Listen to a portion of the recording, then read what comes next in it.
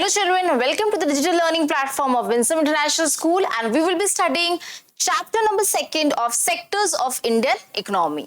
तो हमने last class पढ़ा था अंडर एम्प्लॉयमेंट होता क्या है, अंडर एम्प्लॉयमेंट को हटाए कैसे, एम्प्लॉयमेंट अपॉर्चुनिटीज क्रिएट कैसे करें। हमने ये भी पढ़ा था MGNREGA एक्ट 2005, उसमें क्या था, राइट टू वर्क। किसको किसको राइट मिला था, किस लिए मिला था, 100 days in a year and if not job opportunity तो unemployment allowance.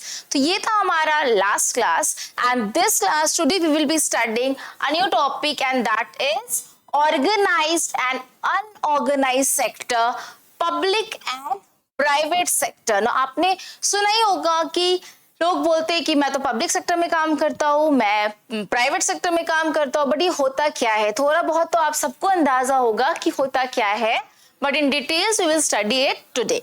Okay, so let's start with the first part and that is division of the sectors and organise और अनऑर्गेनाइज। नाउ ये word organise का मतलब क्या होता है, अगर मैं आपका स्टडी टेबल का बात करूं, ठीक है, जब आप पढ़ते हो आपकी जो स्टडी टेबल होती है, इफ आई से कि this is organise study table, मतलब सारे बुक्स एंड नोटबुक्स आपका एक के ऊपर रखा हुआ है अच्छे तरह से, पेन स्टैंड में सारे पेन्स है, पेंसिल्स है, नोट्स आपके सारे एक जगह है, everything is kept in its place, in its order, आप जब जो चाहो आपको तुरंत मिल जाएगी। लेकिन अनऑर्गेनाइज का मतलब क्या होता है कि सब बिखरे पड़े हुए, यहाँ पे नोटबुक है, यहाँ बुक है, यहाँ पेंसिल है, यहाँ पे पेन है, सब इधर उधर रखा है एंड आपको खोजने में वो 1 घंटा लगेगा एक नोटबुक या फिर एक नोट्स खोजने में। So this is the difference between organise and unorganise. तो सबको पता है कि हम we all prefer what, we all prefer organise sector और ऑर्गेनाइज थिंग। हम सबको पसंद है कि हमारा रूम ऑर्गेनाइज्ड हो, हमारा क्लासरूम ऑर्गेनाइज्ड हो, हमारा स्टडी टेबल ऑर्गेनाइज्ड हो, हमारा जो क्लोसेट है वो भी ऑर्गेनाइज्ड हो, right. So what is the difference between a organised sector, अगर हम यहाँ पे एम्प्लॉयमेंट की बात कर रहे हैं, यहाँ पे हम जॉब्स की बात कर रहे हैं, कंपनीज की बात कर रहे हैं, तो organised sector is a sector where the employment terms are fixed. Employment terms are fixed and regular and the employee gets assured work। अगर आप ऑर्गेनाइज सेक्टर में जाओगे तो क्या होगा कि जो एम्प्लॉयमेंट का टर्म है फिक्स्ड है कि आपको 1 से 2 तारीख के अंदर सैलरी मिलेगी तो मिलेगी, ये फिक्स्ड है कि इतना, ये जो टर्म्स है एम्प्लॉयमेंट के टर्म्स है वो फिक्स्ड है कि 1 या 2 तारीख को आपको सैलरी मिलेगी ही मिलेगी, साल में एक बार आपको बोनस मिलेगी ही मिलेगी। So these are fixed. But unorganise sector में क्या होता है, usually small and scattered unit होते हैं। यहाँ पे क्या होता है, बिग यूनिट्स होते हैं, लार्ज यूनिट्स, यहाँ पे छोटे एंड स्कैटर्ड मतलब बिखरे हुए यूनिट्स। आपका स्टडी टेबल भी कैसा होता है अनऑर्गेनाइज्ड में, बिखरा हुआ होता है ना, तो ये भी कोई एक पर्टिकुलर बिल्डिंग या फिर कोई एक पर्टिकुलर जगह में ये जॉब नहीं होता है, इधर उधर बिखरा हुआ रहता है। Scattered which are outside the control of the government. यहाँ पे क्या है कि गवर्नमेंट के कंट्रोल में रहता है, यहाँ पे कोई गवर्नमेंट या फिर कोई अथॉरिटी के कंट्रोल में नहीं है, जो जब चाहे जैसा मन चाहे टर्म्स निकालेगा। यहाँ पे कोई टर्म्स ऑफ एम्प्लॉयमेंट भी नहीं होता है, सब अपने मन मर्जी के मालिक है, जिसको जो मन होता है वो करता है। They are registered by the government and have to follow its rules and regulation। तो यहाँ पे क्या होता है, एक ऑर्गेनाइज सेक्टर में परफेक्ट रूल्स होगा कि आपको सुबह 8 बजे आना है एंड शाम को आपको 5 बजे जाना है, ये फिक्स्ड है टाइमिंग्स। तो जो एक्ट है, जो रूल्स एंड रेगुलेशंस है वो स्ट्रिक्ट है and this has to be followed.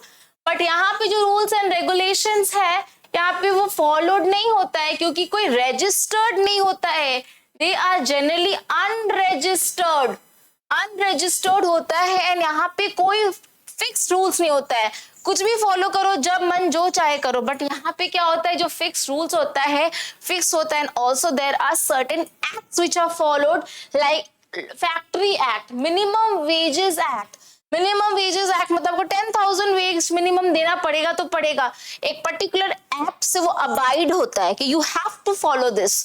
But यहाँ पे कोई भी एक्ट नहीं होता है, इसीलिए सिंस यहाँ पे कोई एक्ट नहीं है, यहाँ पे जो मन चाहे वो कर सकता है। यहाँ पे एक्ट है पेमेंट ऑफ ग्रेचुइटी एक्ट, मतलब अगर आप 5 साल काम किए हो कंपनी में, you are eligible for gratuity.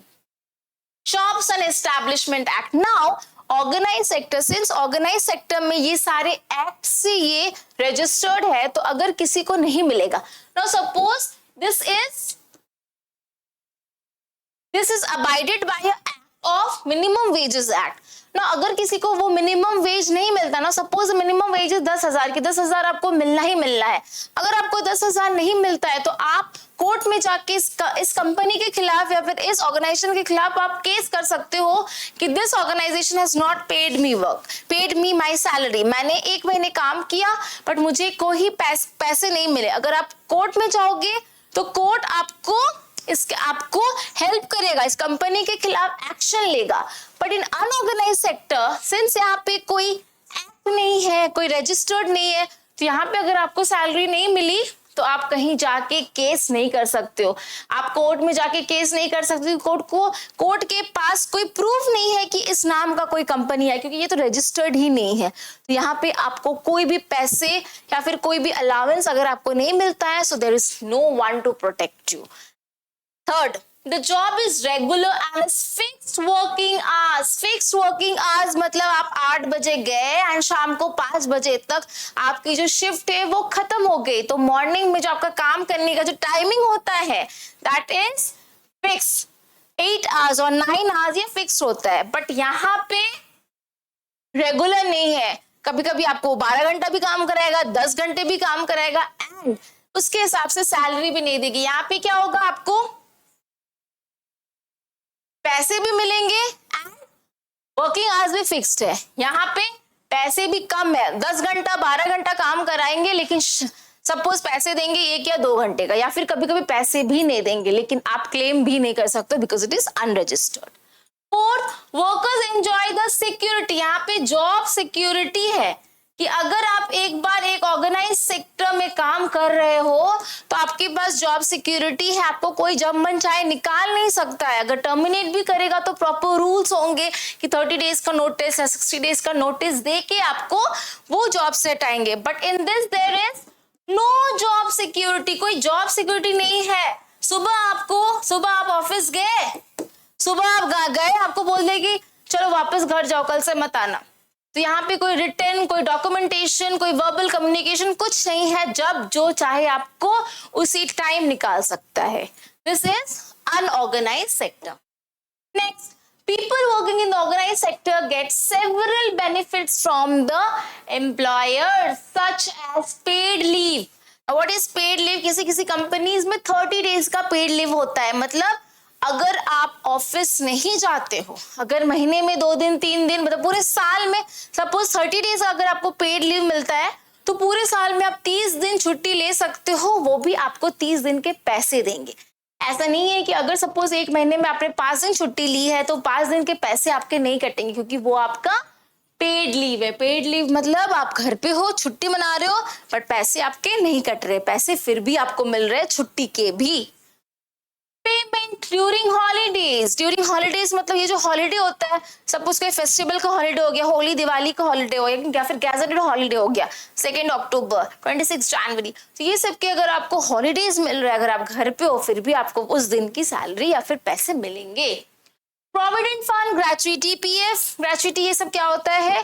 PF होता है कि आपके सैलरी से कुछ अमाउंट आपको डिडक्ट होके और कंपनी अपने पास रख देती है एज अ पीएफ, वो बाद में आपको मिलती है। ग्रेचुइटी 5 साल आप काम करोगे तो कुछ पैसा आपका कट के रख देते हैं एज अ सेविंग, वो भी आपको बाद में मिलती है। So these all are benefits और allowances that a employer get in an organised sector. But unorganised sector में 1 दिन छुट्टी लिए पैसे कटे, हॉलीडे लिया छुट्टी कटे, आप बीमार हुए पैसे कटे, आप 1 दिन भी छुट्टी लोगे, 1 घंटा भी लेट आओगे तो पैसे कट जाएंगे। और यहाँ पे ना कोई ग्रेचुइटी है, no PF, no gratuity, no allowances, कोई भी आपको बेनिफिट्स या पर्क्स नहीं मिलते हैं। People get medical benefit. Now medical benefit आपने सुना होगा कि आपके पूरे साल में आपके 3,000 रुपए पर मंथ 3,000 रुपए आपके सैलरी से कट जाते हैं, पूरे साल के 36,000 कट गए एंड आपको 5 लाख का बेनिफिट मिला। कोई भी हॉस्पिटलाइज हुए, अगर आपको कोई बीमारी हुई तो 5 लाख तक कंपनसेशन कौन देगा? कंपनी। सो ये सारे मेडिकल बेनिफिट्स देते हैं organise sector. Also, the factory manager has to ensure facilities like drinking water and safe working environment. So, what is drinking water and safe environment? मतलब अगर आप जहाँ पे काम करने जा रहे हो वहां पे आपको पानी is something, water is something जो हर ऑर्गेनाइजेशन में रहता है। If you are thirsty, आपको पानी मिलेगा ही मिलेगा। Also, safe working environment, और सपोज आप ऐसी जगह पे काम कर रहे हो जहाँ पे बॉम्ब, ठीक है, या फिर वहां पे बहुत केमिकल हैजार्ड्स, केमिकल है, वहां पे टॉक्सिन्स है, आप वहां पे काम कैसे करोगे? जहां पे टॉक्सिन केमिकल्स जहां पे रिलीज हो रहा है, या फिर ऐसे जगह पे अगर जहां पे आपके हेल्थ के लिए वो सेफ नहीं है, ठीक है ना। सपोज आप जहां पे काम कर रहे हो उसके जस्ट पीछे थोड़ी दूर में कोई टेररिस्ट का ग्रुप है, आप क्या वहां पे काम करोगे? नहीं, it has to be safe. या फिर अगर आप ऐसे जगह पे काम कर रहे हो जहां पे एसी नहीं है, फैन नहीं है, बैठने के लिए अच्छा चेयर नहीं है, वर्किंग एनवायरनमेंट जहां पे अच्छे नहीं, वहां पे आप काम करोगे? नहीं। बट ये ऑर्गेनाइज सेक्टर क्या होता है? आपको एक अच्छा एनवायरनमेंट देती है, safe as well as a good environment. But if you talk about unorganise sector, यहाँ पे कोई पानी या फिर यहाँ पे कोई भी सेफ नहीं होता है। आप अपने रिस्क पे आओ, अपने बॉटल में पानी लेके आओ। जैसे एग्जाम्पल, आपको सब चीज अपने से करना पड़ेगा। They will not give you any facility. And organise sector में एक और चीज है विच इज पेंशन। मतलब आप 60 इयर्स के बाद जब आप रिटायर करोगे तो आपको मंथली कुछ पैसा कंपनी देगी। बट ऑर्गेनाइज सेक्टर में काम करने पे ही पैसा नहीं देती है, तो रिटायरमेंट के बाद तो पैसे की कोई बात ही नहीं है। ठीक है, clear? Examples of the organized sectors are government employees. Now, government employees, registered industrial worker, मतलब ऐसे workers, ऐसे industries जो registered है, anganwadi workers, village health workers. Now, these all are usually government sector jobs, और हम डिटेल में पढ़ेंगे public sector। जो गवर्नमेंट जिसको कंट्रोल कर रही है वही ऑर्गेनाइजेशंस को यूजुअली हम ऑर्गेनाइज सेक्टर कहते हैं। But unorganise sectors such as shopkeeping, such as farming, domestic work, labouring, rickshaw pulling. एक सिंपल एग्जांपल, जो लेबर्स होता है, जो हमारे घर में डोमेस्टिक वर्कर्स जो काम करने आते हैं, क्या हम उसे बोलते हैं कि नहीं 8 बजे तो 8 बजे, अगर आप 9 बजे आओ तो आपके पैसे कटेंगे? ऐसा होता है? नहीं, वो जब मन चाहे आती है, जब मन चाहे चली जाती है। कोई हम ना उसको कोई हम पेंशन देते, ना कोई ग्रेचुइटी देते। So these all are not applicable in unorganise sector. Organise sector में सारे फैसिलिटीज होती है, एमिनिटीज होती है, सारा एक्ट के it is abided by certain acts like minimum wages act, factory wages act, but यहाँ पे कोई भी एक्ट से वो abide नहीं होती। This is the difference between organized and unorganized sector. I think it's clear. Next, how to protect workers in unorganized sector. Unorganized sector में आप workers को protect कैसे करोगे? क्योंकि unorganized sector में workers का कोई guarantee नहीं है, कोई job security नहीं है, तो उसको protect कैसे करेंगे? There is a need for protection and support of the workers in the unorganized sector. Here are a few points which will help in doing so. कैसे आप प्रोटेक्ट कर सकते हो? The government can fix the minimum wage rate. तो government को बोलना पड़ेगा कि अनऑर्गेनाइज सेक्टर में भी एक सर्टेन अमाउंट है कि अगर कोई भी एक इंसान अगर अनऑर्गेनाइज सेक्टर में काम कर रहा है तो मिनिमम आप उसको 5,000 या मिनिमम आप उसको 8,000 रुपीज दो ही दो। मिनिमम आप उसको 8,000 रुपीज दो। एक मिनिमम जो अमाउंट होता है वो गवर्नमेंट को फिक्स करना पड़ेगा। The government can provide cheap loans to self employed people. Loan का जो रेट है, जिस रेट में हम आपको लोन देंगे वो रेट गवर्नमेंट को कम करनी पड़ेगी, चीप में लोन देना पड़ेगा, so that people can avail. Loan मिलेगा तो क्या होगा? अगर if we get loan, if we go and get loan in a lower rate, if we get a loan in a cheaper rate, तो ये हमें रिपेमेंट में हेल्प करेगा। अगर मैंने गवर्नमेंट से कोई पैसे लिए हैं, अगर उसका रेट कम है तो मैं जल्दी उसको चुका पाऊंगी और मुझे हिम्मत मिलेगा लोन लेने का। अगर रेट ही लोन का ज्यादा है 9%, 10%, अगर रेट ही ज्यादा है तो मैं सोचूंगी भी नहीं लोन लेने का, तो लोन का जो रेट है वो कम करना पड़ेगा। Third, government can provide cheap and affordable basic services like education, health, food to these workers. Unorganise sector में भी गवर्नमेंट को बोलना पड़ेगा कि एक बेसिक, एक नॉमिनल एक अमाउंट में आप डॉक्टर्स या फिर हेल्थिंग फैसिलिटी लो, आपको एजुकेशन दिया जाएगा फ्री, नॉट फ्री बट एक नॉमिनल चार्ज में स्कूल खोलो, हॉस्पिटल्स खोलो, कुछ लंच या फिर कोई भी वन टाइम मील दो, ऐसे करके गवर्नमेंट को फैसिलिटीज निकालनी पड़ेगी for unorganise sector. Fourth, the government can frame new laws which can provide provisions for overtime, paid leave due to sickness, etc. Now, बीमार कोई भी पड़ सकता है, छुट्टी तो हर किसी को नीड हो सकती है ना। जैसे एक ऑर्गेनाइज सेक्टर में अगर मैं छुट्टी ले रही हूँ तो मुझे पैसे उसके मिल रहे हैं, मुझे अलाउंसेस मिल रहे हैं। अगर मैं 9 घंटे की जगह अगर मैं 12 घंटा काम कर रही हूँ, जो 3 घंटे एक्स्ट्रा मैंने काम किया उसके ओवर टाइम के पैसे मिल रहे हैं।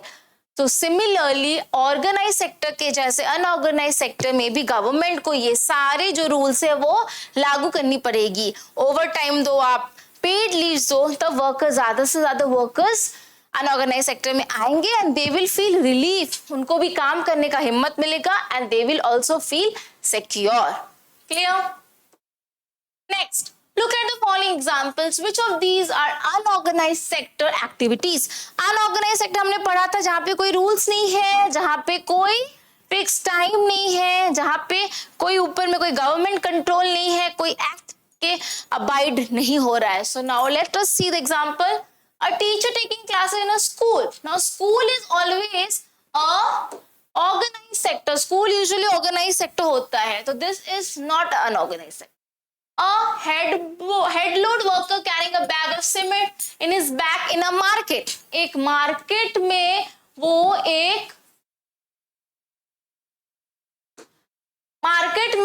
एक कुछ सामान ऊपर लेके सीमेंट का एक बैग लेके जा रहा है, तो इसमें तो कोई ऑर्गेनाइज सेक्टर है नहीं। जब अभी उसको बुलाया, 2 मिनट बाद बोला बैठा दिया, 2 मिनट बाद उसको घर भगा दिया, that is not an organise sector. A farmer irrigating her field. Farming is usually unorganise, यहाँ पे कोई कंपनी या यहाँ पे कोई लॉज एंड रूल्स नहीं होते हैं, तो unorganised. A doctor in hospital treating a patient, again it's a hospital. Hospital is usually organised होता है, वहां पे रूल्स होते हैं, वहां पे जॉब सिक्योरिटीज होती है। अ daily veg labour working under a contractor, contractor के अंडर में अगर वो काम कर रहा है, उसको डेली वेज मिल रहा है, तो ये ऑर्गेनाइज्ड है कि कॉन्ट्रैक्टर के अंदर काम है तो फिक्स्ड है, कितना दिन आप काम करो, इतना दिन का पैसा लो एंड जाओ, तो ये ऑर्गेनाइज्ड है। A factory worker going to work in a big factory, again if it is a big factory it is organised. A handloom weaver working in a house, अपने घर पे कभी भी ऑर्गेनाइज हो ही नहीं सकता है, लोग अपने हिसाब से काम करते हैं, वहां पे कोई फिक्स रूल्स या कोई लॉ नहीं होता है। Clear? So these are organized and unorganized. Next, how would you distinguish between organized and unorganized sector? Explain in your own words. तो कैसे आप डिस्टिंग्विश करोगे? सबसे पहला, ऑर्गेनाइज अगर है, अगर ऑर्गेनाइज सेक्टर है तो इट्स क्लियर कि एक ऑर्गेनाइज सेक्टर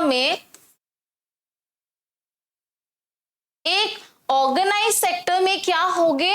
रूल्स होंगे, फिक्स रूल्स एंड लॉज होंगे, यहां पे नो रूल्स।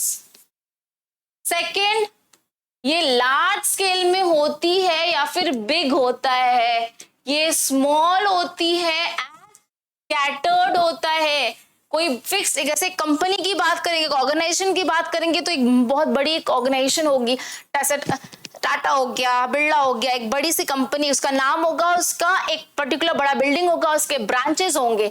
लेकिन यहाँ पे कोई बड़ी बिल्डिंग भी नहीं होगी, छोटी सी एक यूनिट होगी। सपोज अगर मैं एक नॉर्मल, अगर मैं एक लेबर का बात करूँ, एक लेबर एक कहीं पे जाके काम कर रहा है, तो जरूरी तो नहीं है कि एक बिल्डिंग होगा फिक्स, वो लेबर का काम कर रहा है। सोचो वो बिल्डिंग बनाने में हेल्प कर रहा है, वो लेबर है, आज इधर बिल्डिंग बनाया, कल उधर बिल्डिंग बनाया, तो कोई फिक्स जगह या फिर कोई बड़ी बिल्डिंग नहीं है, वो उसका काम है, स्कैटर्ड है, आज यहाँ कल वहां, तो इट इज स्कैटर्ड। थर्ड है जॉब सिक्योरिटी होती है यहाँ पे, देयर इज जॉब सिक्योरिटी की अगर वो जॉब सिक्योर है किसको, हाँ उसको, अगर वो काम नहीं करेगा तो वो जाके कोर्ट में बोल, अगर उसको पैसे नहीं मिलेगा तो वो कोर्ट में जाके बोलेगा and the court will say कि नहीं आपको यहाँ पे आपने काम किया है 30 डेज तो आपको पैसे मिलेंगे। तो यहाँ पे जॉब सिक्योरिटी है, आपको कोई भी कभी भी कुछ बोल के निकाल नहीं सकता, बट यहाँ पे there is no job security, जब जो मन चाहे आपको निकाल सकता है।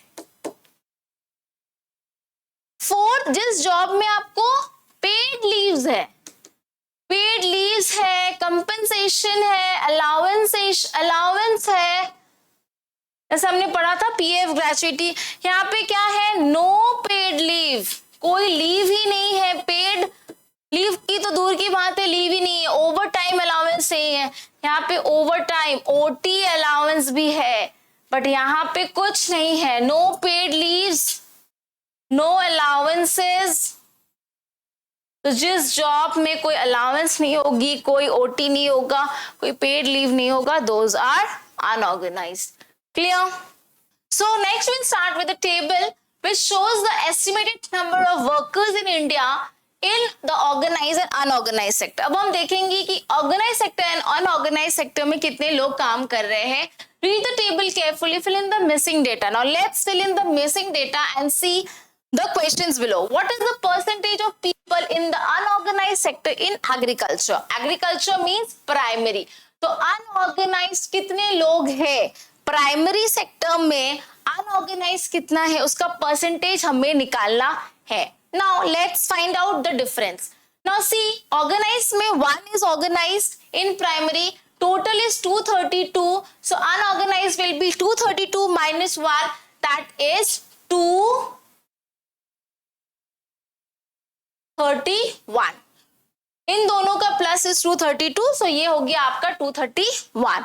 नेक्स्ट सेकेंडरी, सेकेंडरी में आपको ऑर्गेनाइज है 41, अनऑर्गेनाइज है 74, एडिशन ऑफ बोथ इज 115, दोनों को अगर आप प्लस करोगे तो 115 आएगा। नेक्स्ट हम देखेंगे टर्शरी। टर्शरी में आपका ऑर्गेनाइज इज 40, unorganized is 88, तो 40 plus 88 is 128. Clear? Now next is total in organized sector. Now दोनों तीनों को हमने ऐड किया है, 40 plus 41 plus 1 is 82, and unorganized को भी हमें प्लस करना है तो कितना आएगा, अगर हम इसको प्लस करेंगे आएगा 8 plus 4 12 plus 1 13, 1 is carry, 7 plus 3 10 plus 18 190, 1 carry 393, so total is 393, and यहाँ पे आपको टोटल आ जाएगा, इन दोनों को अगर हम प्लस करेंगे तो it will be 3 plus 2 5 17 475. so this is the table, ये हमारा टेबल आ गया, ठीक है।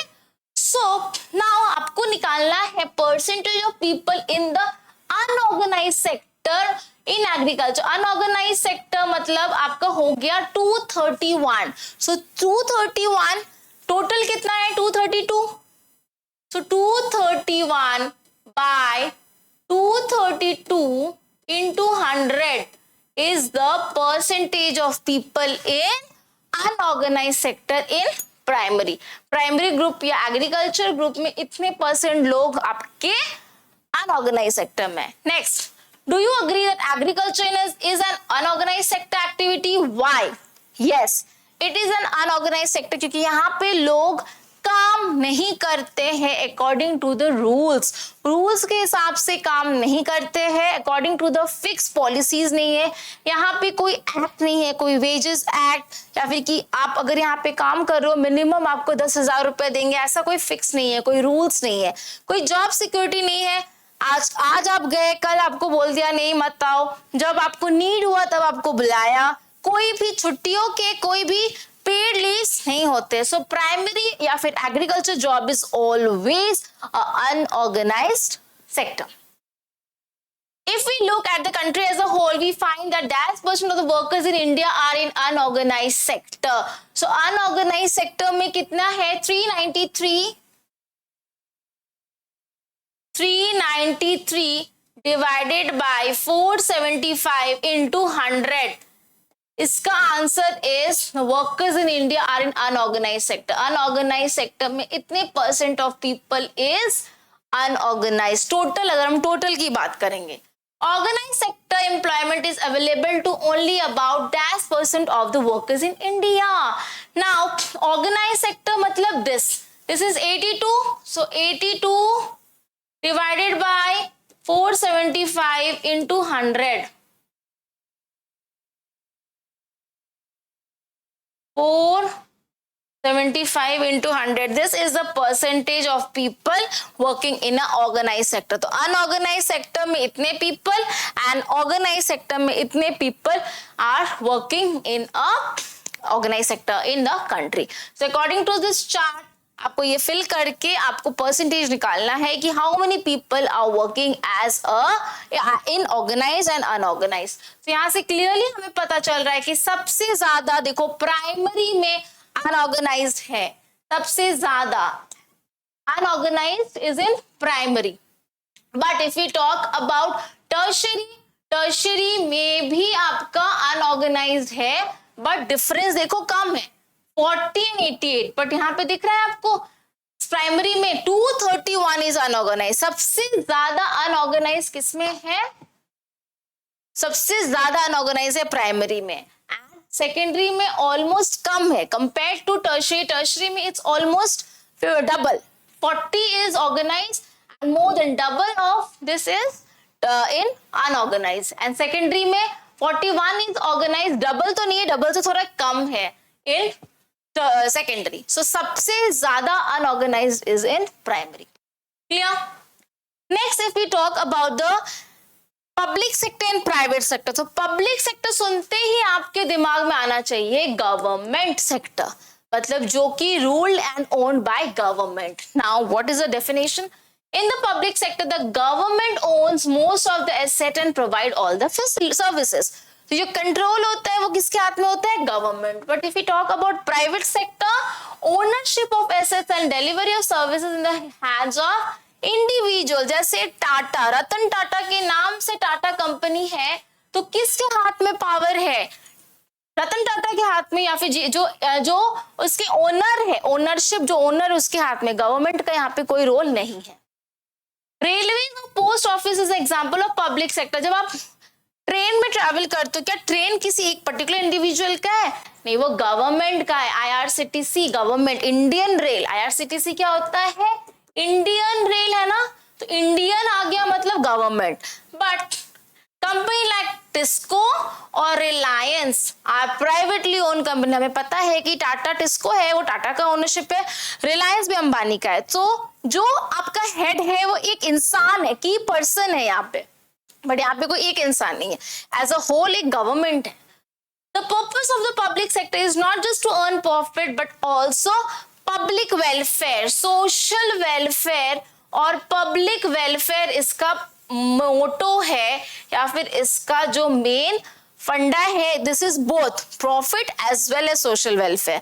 बट प्राइवेट का सिर्फ एक एम होता है, that is only to earn profit. उसको देश का भला नहीं करना है, उसको प्रॉफिट अर्न करना है।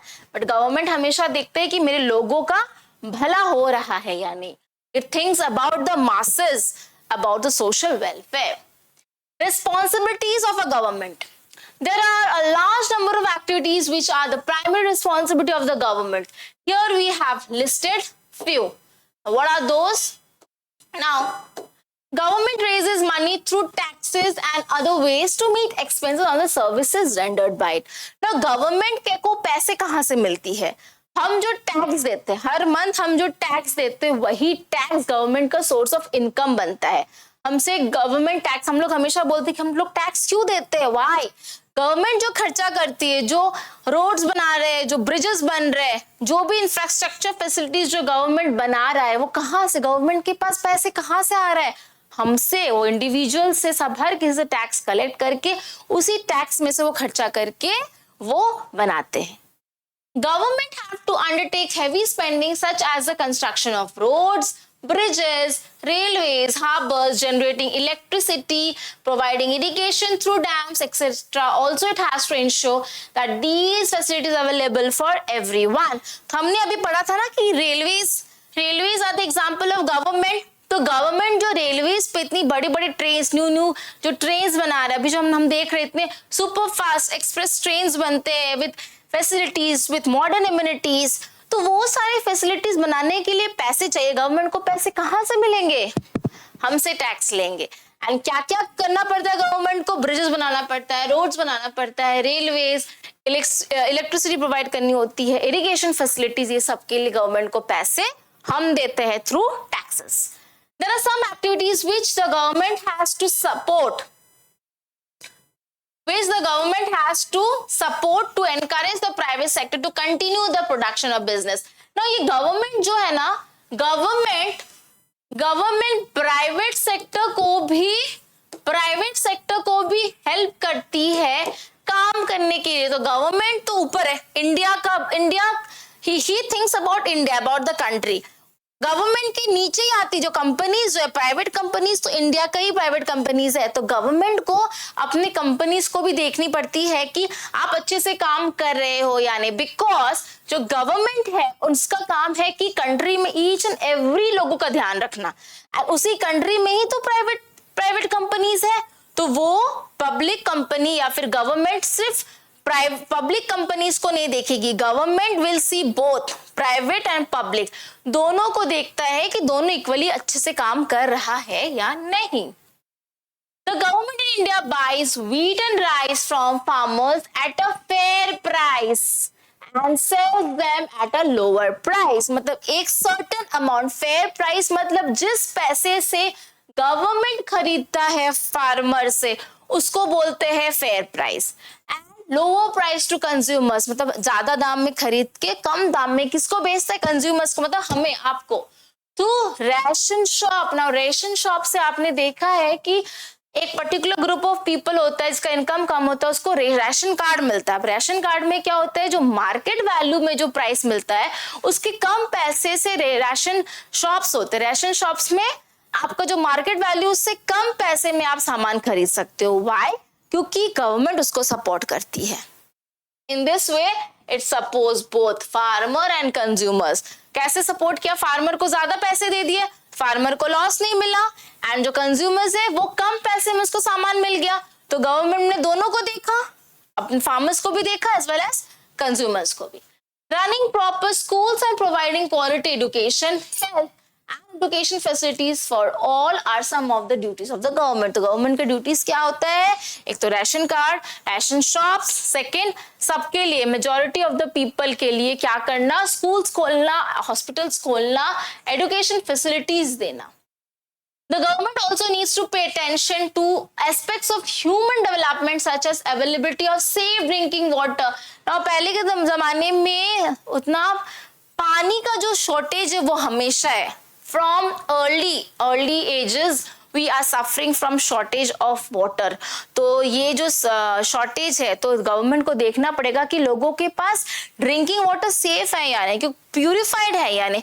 पानी तो बहुत है, अब आप रिवर में जाके तो पानी पी नहीं सकते वही गंदा पानी, क्योंकि उसको प्यूरिफाई करनी पड़ेगी। पानी बहुत है, बट गवर्नमेंट को देखना पड़ेगा कि सेफ ड्रिंकिंग वाटर सबके पास है या नहीं, because water is something that is required by all of us.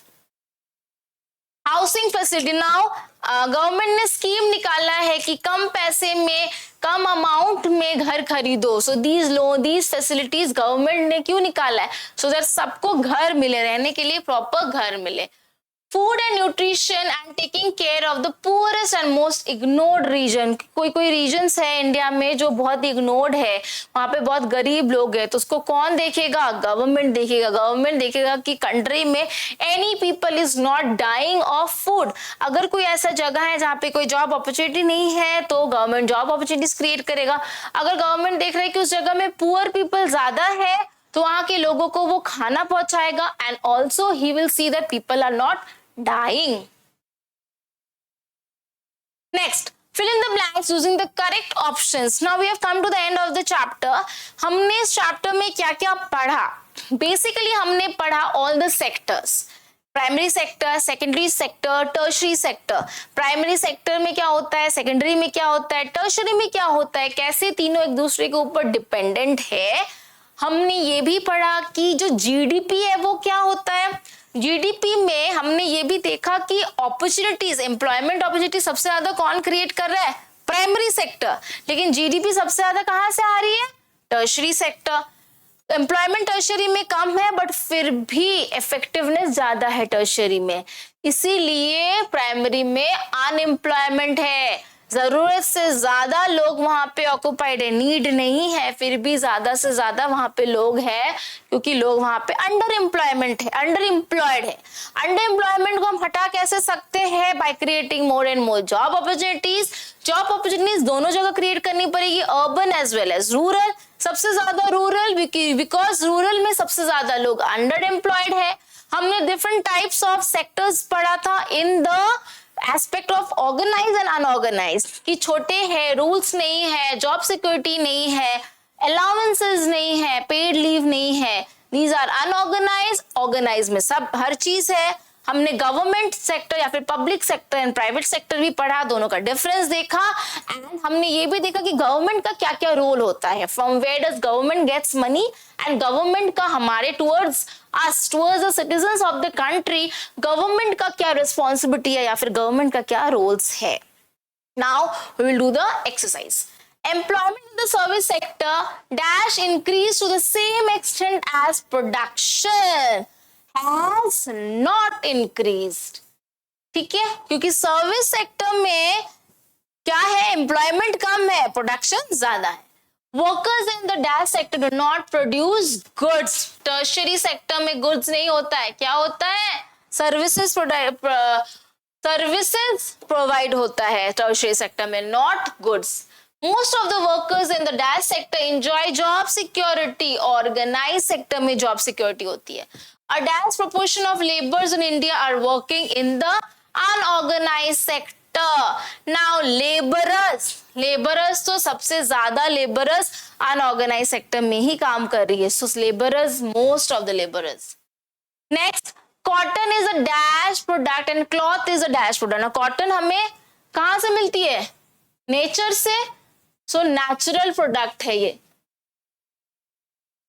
And cloth हम मैन्युफैक्चर करते, कॉटन से ही तो हम कपड़ा बनाते हैं, तो it is a manufactured product. The activities in primary, secondary and tertiary sectors are interdependent, एक दूसरे से रिलेटेड है, interdependent on each other। Choose the most appropriate answer। The sectors are classified into public and private sector on the basis of, किस basis में public and private sector हम classify करते हैं, employment condition no, nature of economic activity no, ownership. Ownership यहाँ पे private sector में एक जने के पास इंडिविजुअल ओनरशिप होती है, पब्लिक सेक्टर में ओनरशिप गवर्नमेंट का ओनरशिप होता है। Next, production of a commodity mostly through the natural process is an, जब भी वर्ड नेचुरल आएगा, नेचुरल आएगा तो हम क्या लिखेंगे, प्राइमरी। मदर अर्थ से हमें जो कुछ मिलता है that is primary. GDP is the total value of all goods, नहीं, yes, all the final goods. हमने पढ़ा था ना, जो आपके हाथ में आएगा, फोन पूरा बन के आएगा तो ही लोगे, सिर्फ मदरबोर्ड तो लोगे नहीं, सिर्फ बैटरी नहीं लोगे। So final is the keyword. Next, in terms of GDP, the share of tertiary sector in 2013-14 is between -%। Now हमने लास्ट क्लास में पढ़ा था, तो आप वो ग्राफ देखोगे, ग्राफ देख के आप बताओगे कि 2013-14 में हमारा कितना परसेंट था। Now please comment below and tell me the answer, कि what is the answer। Now I hope this chapter is clear to you। Here we came to the end of the chapter। Very easy and very interesting chapter। Basic जो words है, key words है, वो आपको याद रखने हैं। Ownership, public ownership, private ownership, GDP क्या होता है, primary, secondary, tertiary, list of the various activities। Very interesting and very nice chapter। I hope you have understood the chapter। If you have any problem, please feel free to comment below। Thank you, children।